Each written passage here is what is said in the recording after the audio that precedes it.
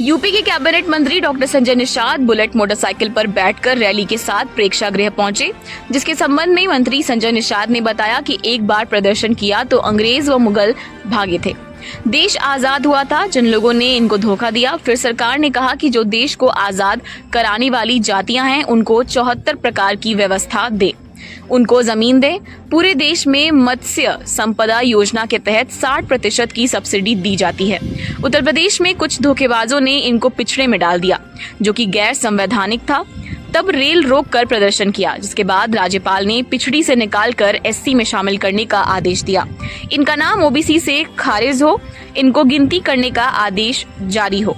अनुसूचित जाति की गिनती हमेशा हो रही है, हमारी गिनती ओबीसी में ना हो। हमारी असली जगह अनुसूचित जाति में है। इनका एक आंदोलन है जो कि पूरे देश में हो रहा है। संविधान में जिसका नहीं था वह लोग ले रहे हैं, जिसका लिखा प्रदर्शन है क्या मायने हैं इसके? एक बार प्रदर्शन किया तो अंग्रेज और मुगल भागे थे, देश आज़ाद हुआ था।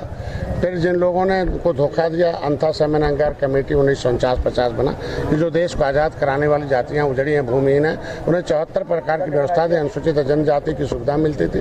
लेकिन और संविधान में अनुसूचित जाति कहीं अनुसूचित जनजाति है। पूरे देश में प्रधानमंत्री मत्स्य संपदा योजना में 60% की सब्सिडी दी जाती है अनुसूचित जाति और सामान्य का। उत्तर प्रदेश में कुछ धोखेबाजों ने इनका नाम ओबीसी में डाल दिया और जो गैर संवैधानिक था बाद में आंदोलन किया, रेल रोका, सड़क रोका, तो उसमें से राज्यपाल ने निकाला नहीं, पिछड़ी में नहीं है और उनको ओबीसी से खारिज कर दिया और एससी का आदेश दे दिया। तो इनका नाम ओबीसी से खारिज हो और फिर अनुसूचित जाति में गिनती करने का आदेश जारी हो, क्योंकि अनुसूचित जाति की गिनती तो 1931 से अभी हो रही, हमेशा होगी। फंडामेंटल राइट में पिछड़ी जाति की गिनती नहीं होती थी, सामान्य की नहीं होती थी, उसमें हमारी गिनती न हो। हम चूंकि असली जगह हम अनुसूचित जाति में, उसके लिए इनका एक आंदोलन है, पूरे देश का, प्रदेश का आंदोलन है। क्योंकि इन लोगों ने एक बार देश को आज़ाद कराया, संविधान में नाम लिखवा दिया, जिसका नहीं था वो ले रहे हैं, जिनका लिखा हुआ वो नहीं पा रहे हैं, तो इनका दर्द तो सड़क पर आएगा। ये मत्स्य विभाग का मेला इसलिए लगाया गया कि इनके जो निषाद पार्टी आई है, फिर मत्स्य मंत्रालय अलग हुआ, उत्तर प्रदेश में हुआ। 41,500 करोड़ रुपया कांग्रेस पिछली सरकारें केवल 3,000 करोड़ रुपया दिया था 67 साल में। 41,500 करोड़ रुपया पूरे देश के मछुआरों के लिए है। उसमें से इनका सब्सिडी 40% उत्तर प्रदेश में है, सामान्य में कर दिया, ये गलत है। उसके लिए है कि इनको अनुसूचित में गिनती हो, 60% सब्सिडी हो और एक छतरी के नीचे सब बुलाया गया है। इनको प्रधानमंत्री ने कहा कि जिन निषादों के पास कुछ नहीं है उन्हें बिना आधार के आधार पर 3 लाख उन्हें दे दिया, 4% ब्याज पर काम करें।